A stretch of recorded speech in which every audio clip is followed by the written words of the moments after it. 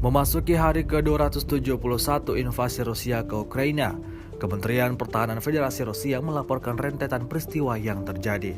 Rekamannya ramai beredar di media sosial Telegram pada Senin 21 November 2022. Dalam rekaman, Kemenhan Rusia menyampaikan beberapa hal, di antaranya tembakan artileri dan sistem penyembur api berat menghantam pasukan Ukraina.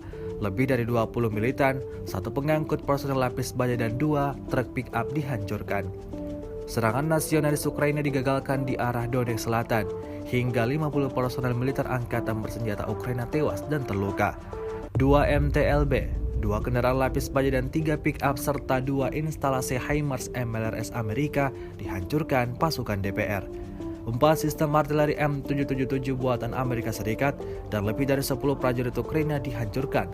6 drone Ukraina ditembak jatuh serta 2 cangkang Alder MLRS. Rentetan insiden ini menambah daftar panjang kerugian yang diperoleh militan Украина. 2 реактивных снаряда системы залпового огня «Альха» в районе населенного пункта Гусельская Донецкой Народной Республики.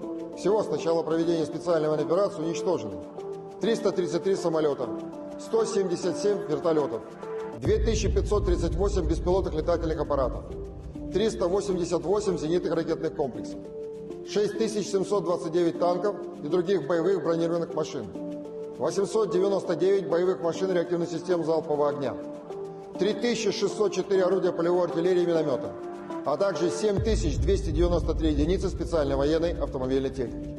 Киевский режим не прекращает провокации с целью создания угрозы техногенной катастрофы на Запорожской атомной электростанции.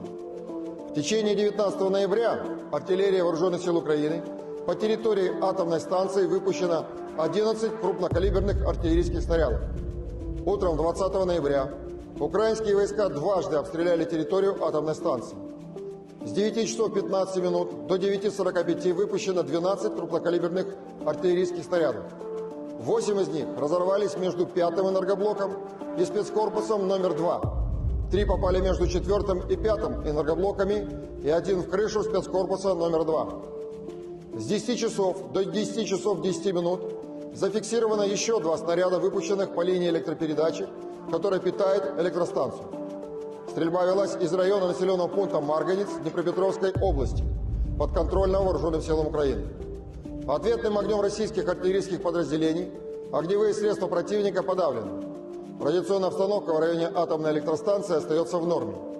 Последствия повреждений в результате артиллерийских обстрелов Вооруженных сил Украины будут уточнены после обследования территории станции экспертами МАГАТЭ и Росатома.